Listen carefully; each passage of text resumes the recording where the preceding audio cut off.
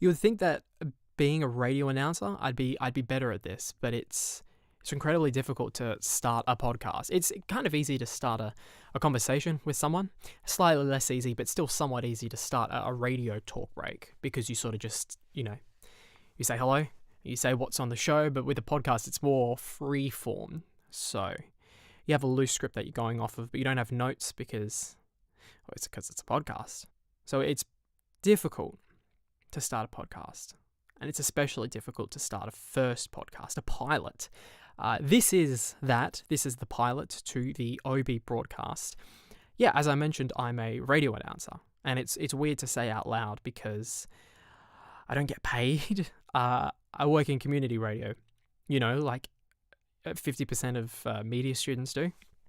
No, I work in community radio, and I've been talking to a couple of people, higher-ups at real radio stations, ones that get paid. In particular, I was talking to a Australian comedian, Lewis Spears, right? And he's this, real rising star in Australian comedy. He's brilliant. And I was asking him, hey, I've been in community radio for like 2 years. I've been announcing, recording, producing, all that good stuff. I've been doing everything for my own solo show for 2 years. And I've sent off, resumes and just packets of content of stuff that I've done to real radio stations looking for feedback and looking for work. And it's really hard to get a foot in the door because, unless you're a name or unless you know someone, nobody really cares. It's kind of cutthroat. You always hear about industries that are really, really cutthroat, like, acting and politics, I guess. And you don't really associate radio as being one of them. I don't know, maybe it's just because I've got this preconceived notion in my head that radio is sort of like the last bastion of good, I don't want to say journalism, but I'll say journalism for lack of a better term. And so I've always just had this preconceived notion that because it's not people vying for attention and product placement, that you actually find people making good content, and it's less about trying to get to the top and more about almost like public service, because you're a radio announcer, right? But you're not there for yourself. You're providing for the listeners, for the community. You're trying to teach, you're trying to entertain, inform, etc.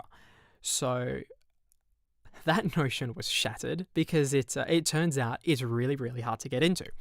I mentioned that I was talking to Lewis Spears, and he's got an online following. He does podcast, he does a Lou review, which is sort of him taking the piss out of, and, criticizing constructively sometimes of different people that usually deserve it. And he has a few other stuff, as well as being an on-stage touring comedian. And I said, hey man, and this guy's really good for actually responding to fans and, giving good feedback, ironically. For a comedian to give good feedback, no, it's not fair to say. A lot of the comedians that have podcasts, like Bobby Lee, Chris D'Elia, Bert Kreischer and stuff, they, from what I've heard, give relatively good feedback. But yeah, I just sent him a message and said, 2 years doing this, can't get a foot in the door. What do you say? What do you recommend? And he goes, dude, I have no idea. We only got on, because it's him and Luke Kidgel, another comedian, we only got on because we have online followings. And that made me go, well, great. So I said to him, do you recommend just staying in community radio and just trying to work your way up traditionally, or, try and build a bit of an online presence, a bit of an online following? And he said, very succinctly, if you want to be a producer, just work on as many different people's shows in community and just network. But if you want to be an on-air personality, you should try and build a presence, do a podcast, that sort of thing. So, given the fact that you're listening to this, and it's presumptuous to think people are listening to the pilots, but if you're listening to this, it's evident that I want to be an on-air personality in a paid capacity.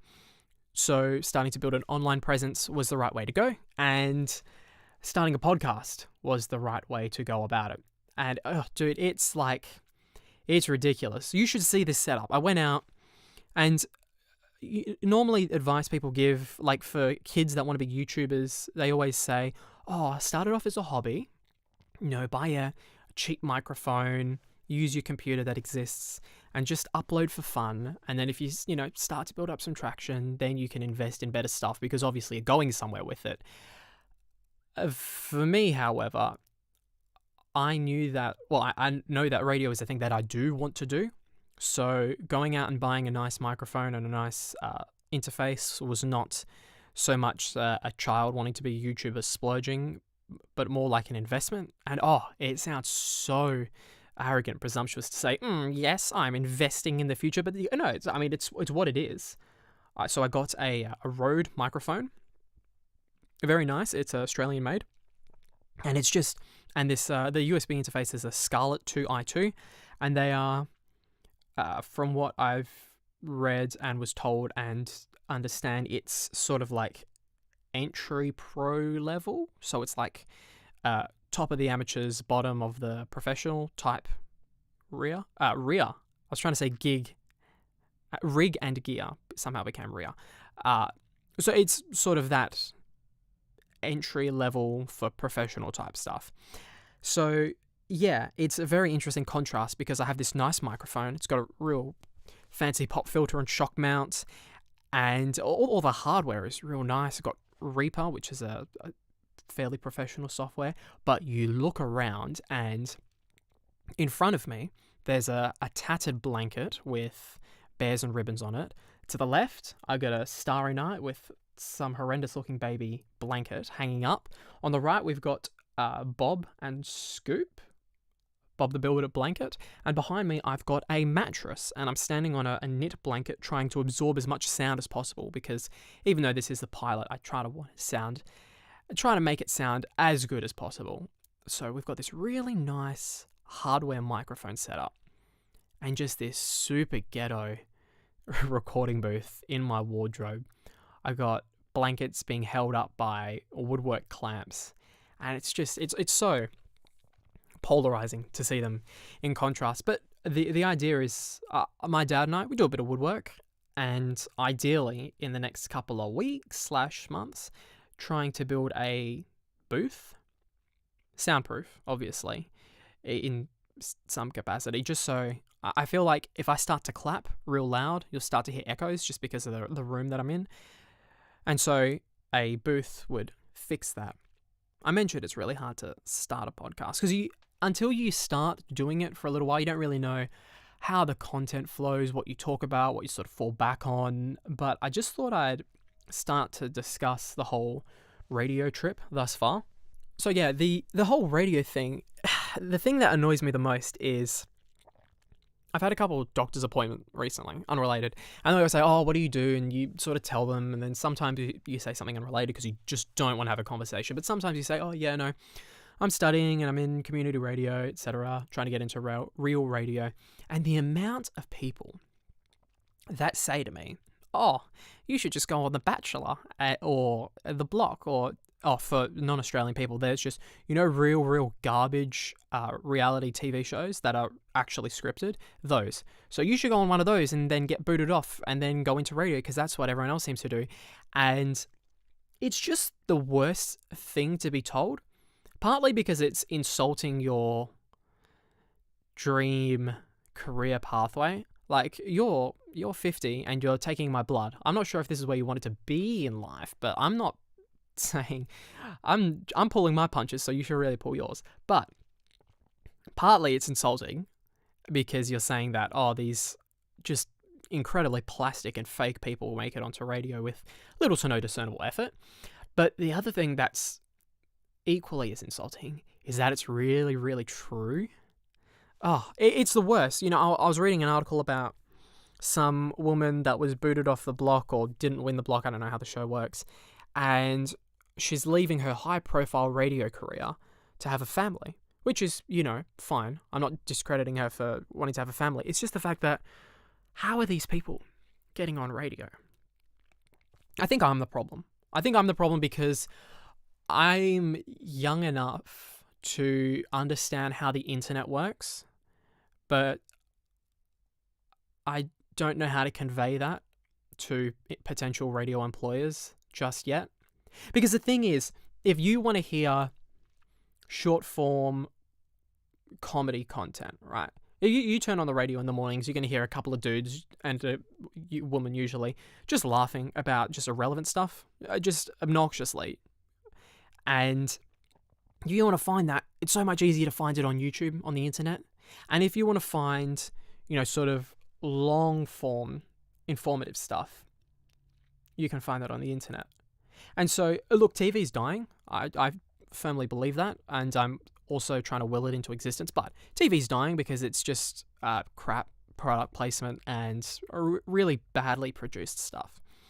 But radio seems to be hanging on because usually everyone's got a radio in their car. And what I feel like a lot of people don't understand in radio, and look, I don't work in commercial radio, so this is probably incredibly presumptuous to say, but you need to sort of have a niche between the type of content you're doing and the length of the content you're doing. And that's why I feel like short form, informative content in this, more in the afternoon to late evening is really the niche that radio can fill. Because if I want informative long form, I'm just going to listen to like a history podcast. And if I want short form comedy, the way that morning breakfast radio sort of takes that form, I could just put on like a 5-10 minute YouTube video because that exists everywhere. And so I feel like having short form but also somewhat informative is probably one of the last niches to fill. You sort of go on air for about 5 minutes. You say, hey, I was reading this article. It's pretty interesting. It's about this, this, and this. And look, I'm going to jump onto some more songs. But hey, if that was interesting, you can find more here, here, and here. I feel like that's sort of, well, that's a type of content that I make on my show. I do have a radio show. Like I mentioned, it's called Offbeat with Brandon. And I play like hip-hop and alt-rock music. And I talk about, games, TV shows, science, that type of stuff. I'll link it in the description and no one will go and listen, and that's fine. But that's where I started, and that's my roots, and that's essentially what I'm doing this to build up. I guess I'll talk about radio as a whole and my experience thus far with commercial radio. Because think what you will, it's still the outlet for being paid in a broadcasting sense that's not, online in some way. So in where I live, there's 6 main commercial stations. You got 6PR, 96 FM, 92.9, 94.5, Nova 937, and Triple J. Doing this sort of stuff for a couple of years now, I put together a resume. I got a USB full of, about 5-10 minutes of my stuff, the good stuff, and a sort of a letter of intent where I basically said, hey, this is me, this is what I do, this is what I talk about. I've got some feedback from professionals from like Triple J and whatnot, real radio stations, and so I included some brief quotes of what they thought of my work, just to try and put some feelers out, try and, source some work. And the experience was really mixed. So I first went to I Googled all the addresses and I took a train to the city and I just walked. And when you don't drive, like I don't, it was a trek. But so the first place I went was 96 FM, which, as it turns out, shares an office with 6PR. So from my understanding, 6PR is the Australia-wide parent network, and then 96 FM is the Perth version of that. So they share a building. So immediately I've got 6 envelopes and I'm 1 envelope down because I'm only handing in 1 to this place. I thought they were more or less separate entities. And I speak to the attendant at the front desk and she was real nice, real hospitable. I went in there and it was about 11. They said, the person you want to speak to isn't going to be done until 3. But I'll put it on their desk, So when they go back, they'll see the envelope. Hopefully it'll be at the top of the pile, so they'll get back to you as soon as possible. Super nice environment. And funnily enough, when I left there, I'm sort of which is it? Is it introverted extrovert or extroverted introvert? I think they roughly mean the same thing. Basically, I'm not a big goal router and talking to people, but I'll talk on on a radio station or on a podcast, which seems counterintuitive. If you're so introverted, you don't want to go out to a party. Why are you putting your voice on the radio waves? But when I figure it out, I'll be sure to make that public knowledge. But I just don't understand it. But for whatever reason, I struck up a conversation as I was leaving this building with another couple of people that obviously worked there, and just sort of asked, hey, I'm just dropping off some resumes here. What's the environment like? And they said, oh yeah, no, it's really good. It's my favorite place to work. I've worked in a couple of different places. Firstly, save some of the jobs for everyone else. But no, they said, it's a really nice environment. Everyone here is super friendly. And that was a real positive thing, to be in that situation and for them to not be in the office, be out on the street and to be honest about it. It was good. I feel like I'm rambling, so I'll sort of just get to the point. One of the people that I spoke to said that 92.9, which is the more youthful, haha, funny radio station for the young people, plays a lot of pop music. They are looking for an announcer at the moment. So they were already on my list to go and visit, but it was good to know. So 6PR/96FM, super friendly, brilliant environment. I should preface, I've not heard back from anyone, which is awesome. But be that as it may, next I went to the ABC, and because I wanted to drop off some stuff to Triple J, because I feel like Triple J is really more my type of content, informative, short form, none of the, it's 9:15 a.m., clown honking sounds, laughing, that sort of stuff. I really feel like Triple J is, I don't want to say sophisticated, but when they're talking about something, it's not completely irrelevant. There's actually some merit to what they're discussing. So I went to the ABC building next, and when I went to 6PR, I got to have a bit of a chat with the person at the front desk. Her name was Taz. She was really nice. We chatted for about 5-10 minutes. I got to the ABC building.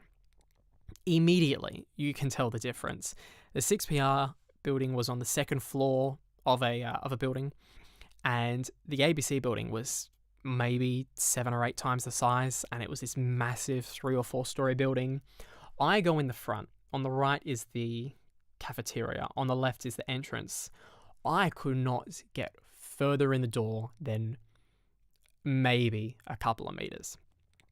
I was immediately met with a person it was behind a glass screen. Not only were they a receptionist, they were also behind like a glass screen, and there was cameras everywhere. It was so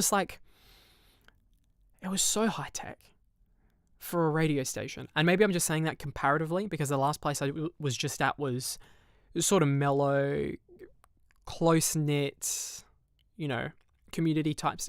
Community, but also commercial. It's kind of hard to explain. It's sort of the environment you looked at where... How would you explain it? I guess at 6PR, you look at it and you're walking down the hallway and you go, oh, hey, Mike, oh, hey, Sandy, Sarah, Bill, how's the kids? That type of thing.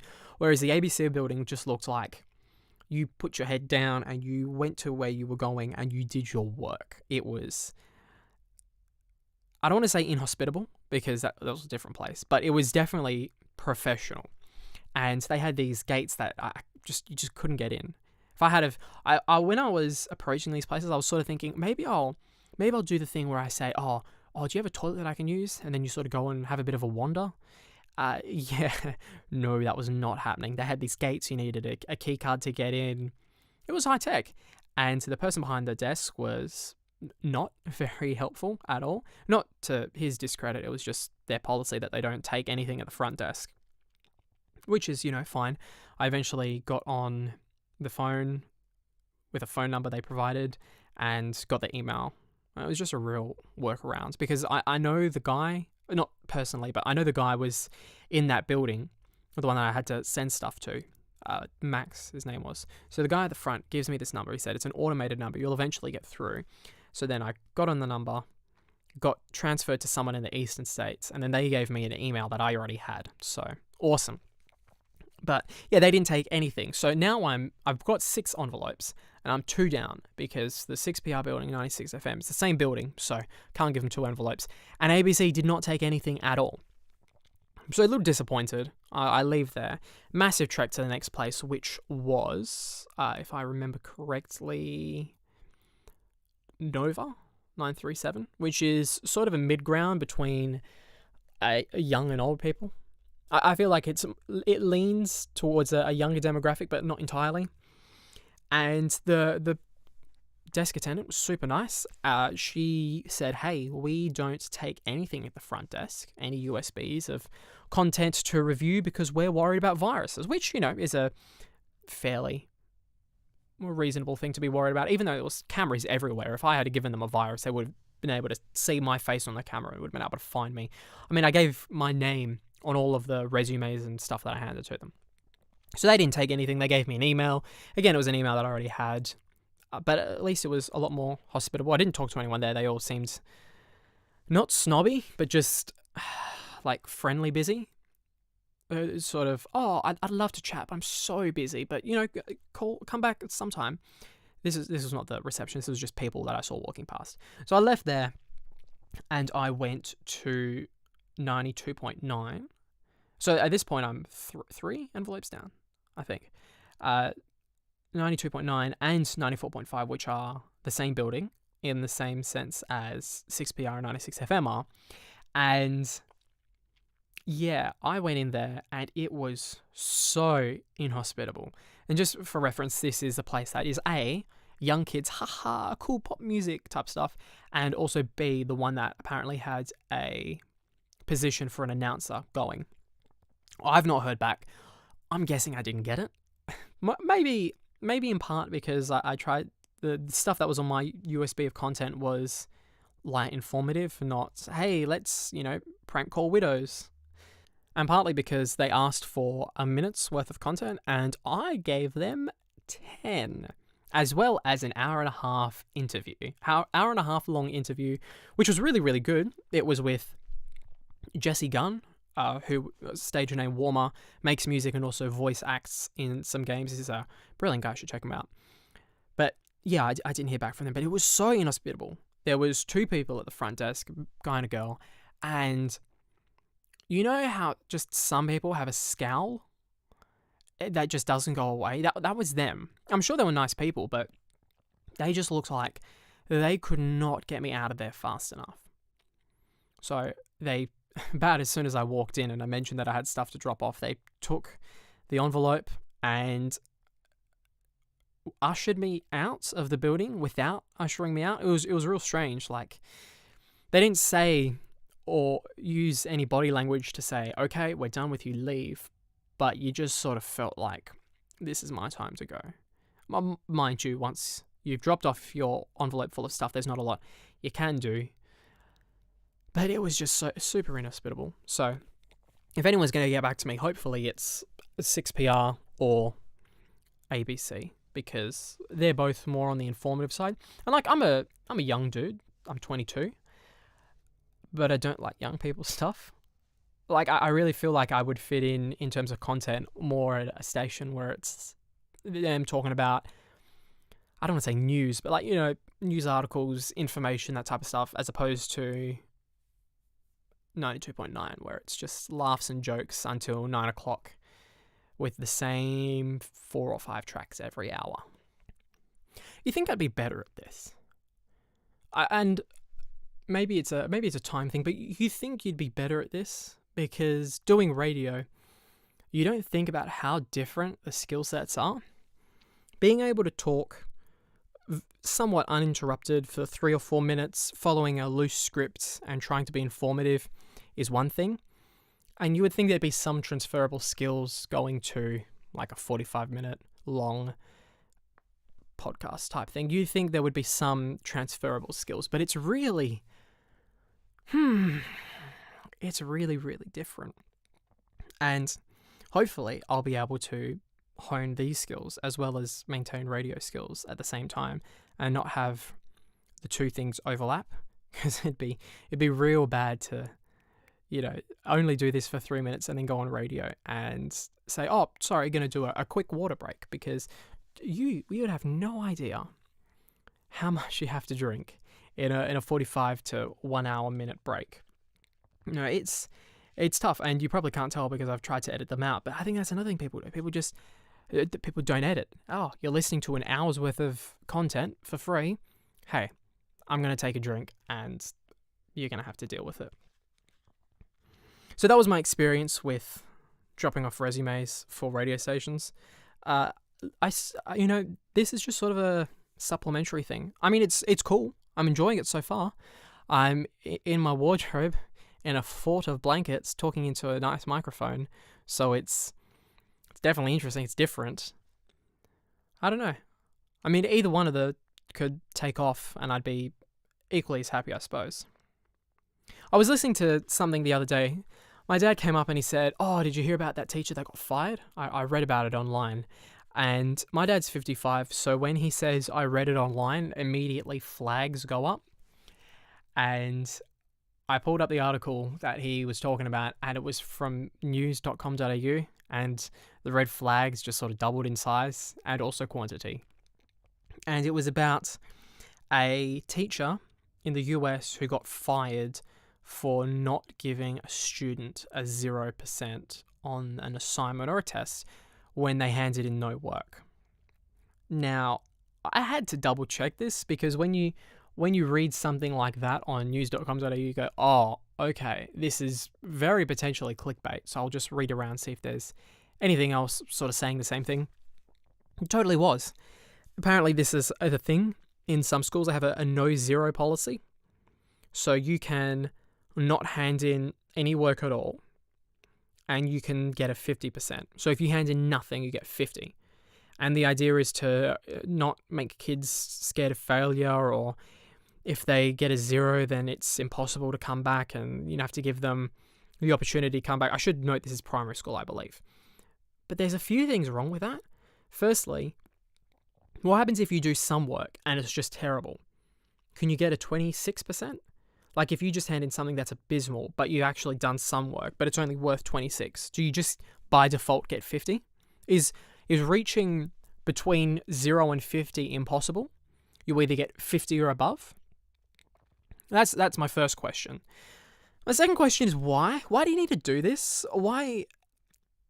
I don't want to sound too anti this generation, but why you gotta wrap your kids in bubble wrap? Like, they're not gonna die. Here's the thing, if you don't hand in an assignment, that's a 0, right? You handed in nothing, you get nothing in return.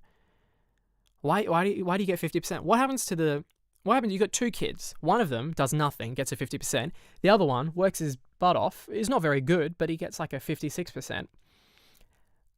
On one hand, you're saying, "Oh, we don't want to instill the idea that you can't come back, or, that failing is bad and you can, lose and suck. So we give him a 50 even if he did nothing." What the hell is it telling the kid that did, he really, really worked and he only got 56% because, hey, he's not a good student, but he still tried. He turns around and the guy next to him has got a 50%. He's got slightly below what he got, but he did absolutely nothing. If you're intentionally giving a teacher nothing, that's already saying something about you. Should you not be focusing on the kids that's actually trying? Because I'm doing an assignment, right? And it's something I know nothing about. I did good on my English exam and my, assessment on history on Mexico or whatever was really, really good, but it's coming up to science and I suck at science. And I think to myself, well, I want to maintain good grades. If I may as well just do nothing on this one, get a 50%. It'll lower my average a little bit, but I'll still be able to coast. How is that instilling good values? And that's the other thing. If you don't know anything about it and you get a 50%, what happens when you hit high school? What happens when you've gone through your primary school life, handing in nothing, getting 50%, and, coasting off the fact that you can do nothing. And then you hit high school and you go, "Oh, right, I don't know my times tables or fractions or decimals or anything."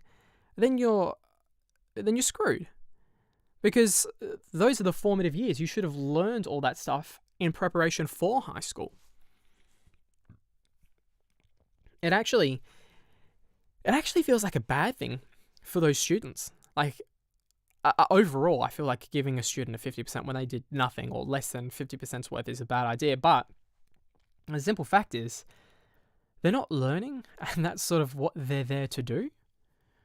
And then when they get to high school, the idea is, "Oh, we don't give them a 0% because if we give them a 0%, they can't come back from it." Yeah, you might if you hand in no assignments for the entirety of year 8 or 7, you might have to repeat it, and that's your fault. But if you go to high school getting 50% through your primary school career, you really can't come back from it. You can't hit year 8 and then just have all this knowledge. If you're in high school and you've done nothing the past 4 or 5 years of schooling, that is so much harder to come back from than getting a 0%.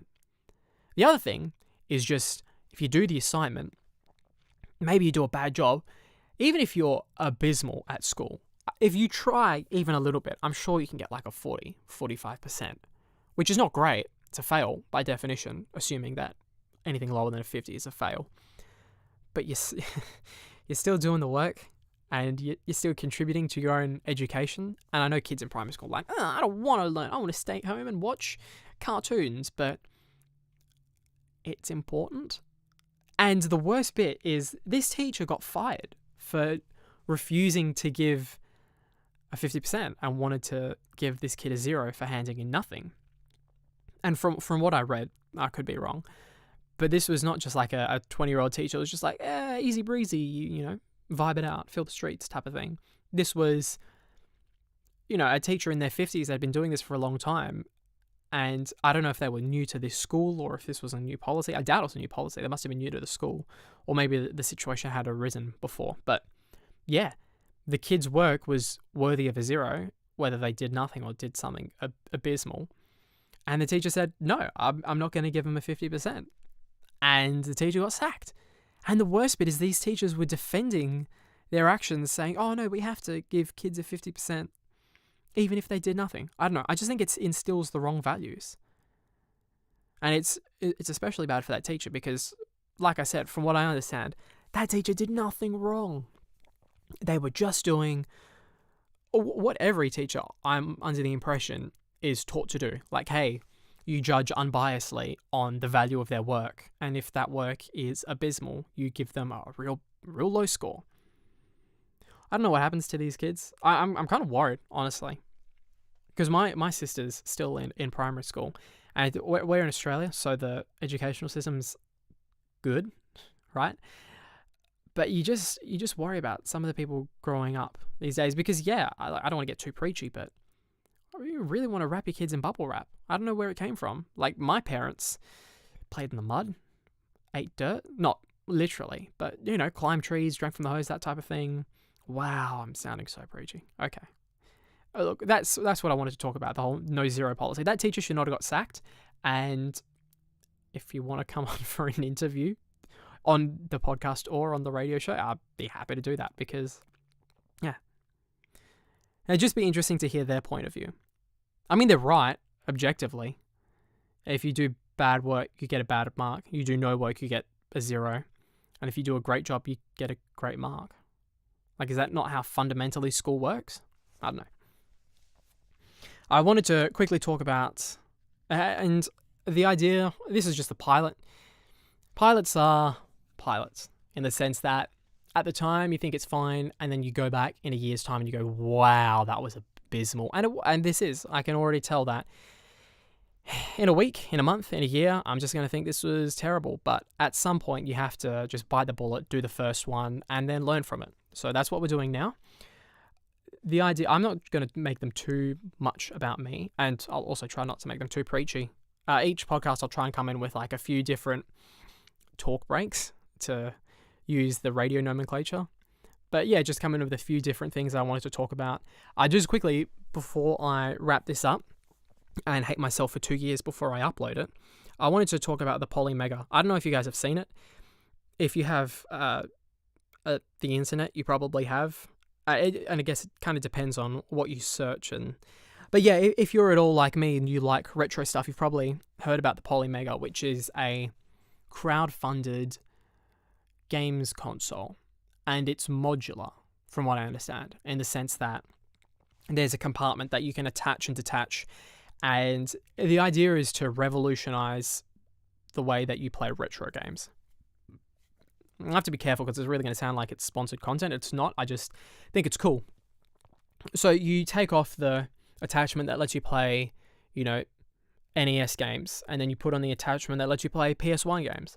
And there's a whole bunch of different attachments to play all the variations of retro games. And I believe retro is anything, I think it's PS2 games and down. So anything from the conception of gaming consoles all the way up to PS1 or PS2 era games. One of the two. But it's modular, which is the coolest thing, because you can get games consoles. You can go down to your local thrift shop or retro games console shops that are popping up around these days, and you can go out and get these games and these consoles, but you're going to spend a lot of money on buying the various consoles. Like, say you want, I want to play Super Mario Sunshine, I want to play Ratchet and Clank, I want to play Halo.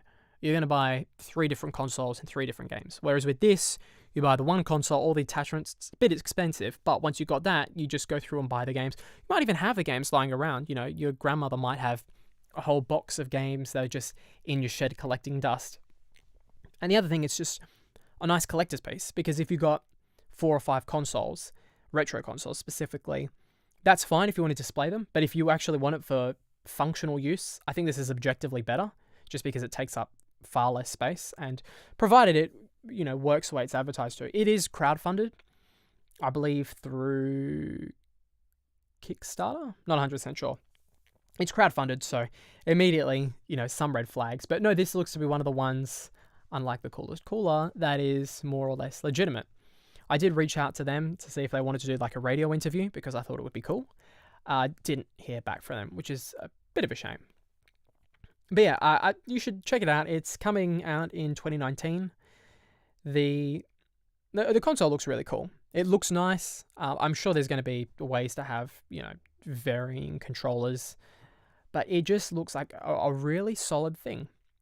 I've got a couple of retro consoles, right? And especially now, there's this resurgence in the mini consoles. So like PlayStation's doing a PS1 mini, Nintendo's done a couple thus far. I think it's a good idea, but this seems to hit a middle ground of, you want to play authentic games that you may or may not still own, but you also don't want to be shady. And because everybody knows, if you have the capacity to listen to a podcast online, you know that if you want to play a Game Boy Color game or a NES game or a PS1 game, you just go online, you get the emulator, you get the ROM or the ISO, and you just play, right? And I think the Polymega sort of hits the middle ground where I don't want to just illegally / immorally download things, because I think if you've owned a console, like in my room right now, I have a PS2 and I got Ratchet and Clank. I don't know if it's illegal. I think it is, but it's at least immoral if you've never owned the games. But I think if, you actually own the consoles, there's, it's a little less immoral, because it's not like you're getting something for free. You've actually paid for it.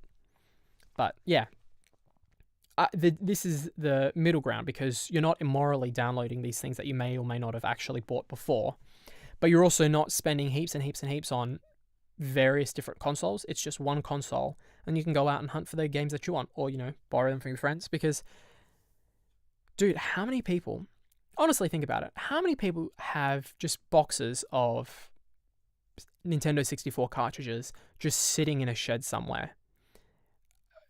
I'm sure it's more than you think. I don't know, a lot of people, they send them off to thrift markets or sell them on Facebook, because Facebook has a buy and sell page now, because of course it does. But these are the sorts of things that you pull them out, and if you have the Polymega, you just plug it in, and it's, like you're a kid again. I don't know, I think in terms of graphics and that sort of stuff, people think about games from that era with rose-tinted glasses. Like, I am that way with things like Star Wars Battlefront 2 and Spyro.